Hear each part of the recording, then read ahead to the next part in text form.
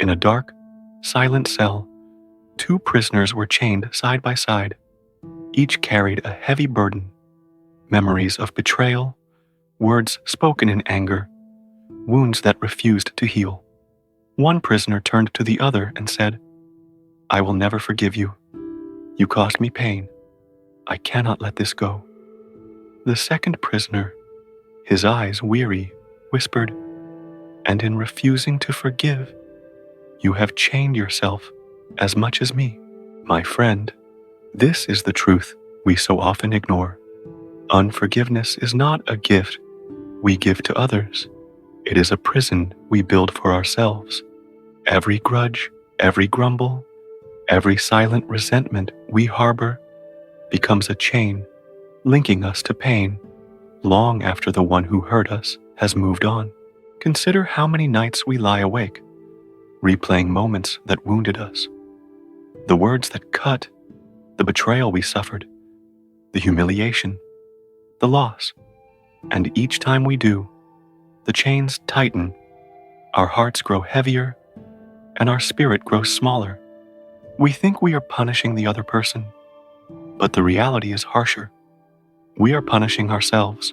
There is a story of a man who carried stones in a sack. Each stone represented a person who had wronged him, a grudge he refused to release. Every day, the sack grew heavier, his steps slower, his back bent under the weight. One evening, a wise elder approached him and said, "Why do you carry these stones? Who benefits?" The man replied, "I am keeping them so they remember what they did to me." The elder shook his head. "No, you remember. You carry the weight. They are free. Release the stones, and you will finally be free too." We live this every day. We hold on to anger against co-workers, friends, family, even strangers, and we mistake this weight for righteousness, for justice, for protection. But forgiveness is not weakness. It is liberation. It is not about saying what happened was acceptable. It is about freeing yourself from a burden that steals your peace. Think about the times you have held a grudge. Perhaps someone betrayed your trust, humiliated you, or broke a promise. Each memory returns like a ghost, haunting your mind, replaying scenes in vivid color. And each time it returns, it drains your energy, your joy, your focus, your ability to love fully. The chains grow heavier, and yet we clutch them as though our suffering validates us.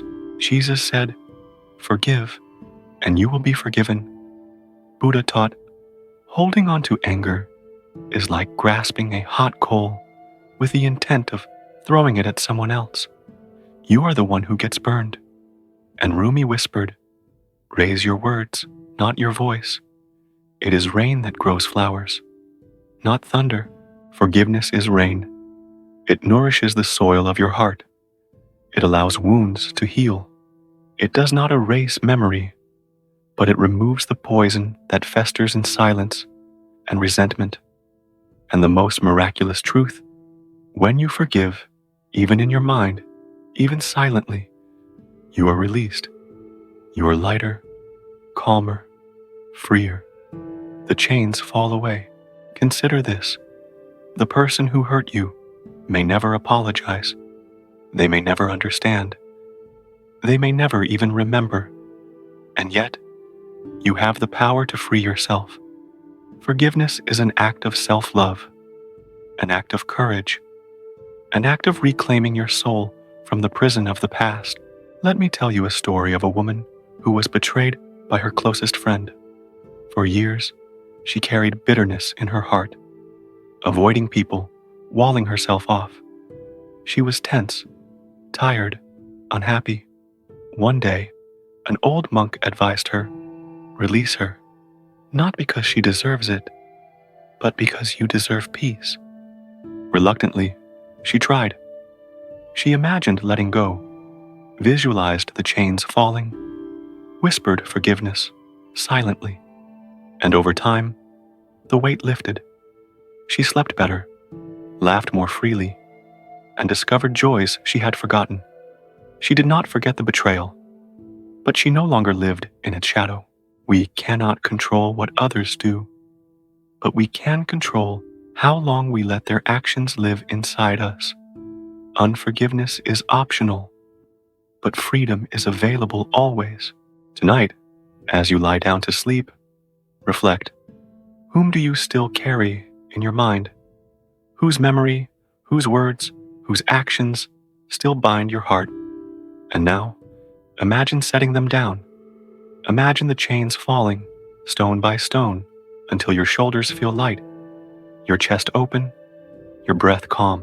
Forgiveness is not for them. It is for you.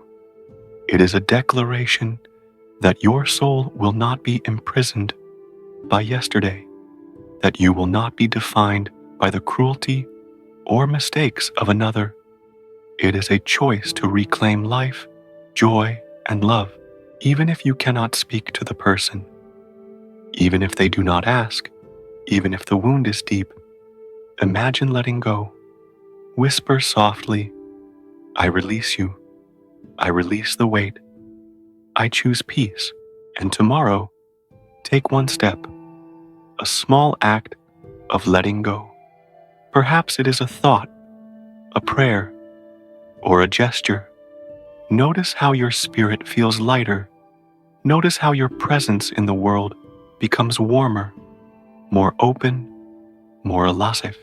Remember, forgiveness does not change the past, but it transforms the future. The chains of resentment are heavy, but you hold the key. Tonight, use it. Unlock your soul. Walk free. Sleep with this truth in your heart. I do not need to carry the pain of others. I am free. I am whole. I am at peace. Before you sleep tonight, identify one person or one memory you are holding on to. In your mind, silently release it. Imagine the chains falling. Tomorrow, take one small action to reinforce that release through thought, words, or deeds. Each act of forgiveness strengthens your heart and lightens your spirit.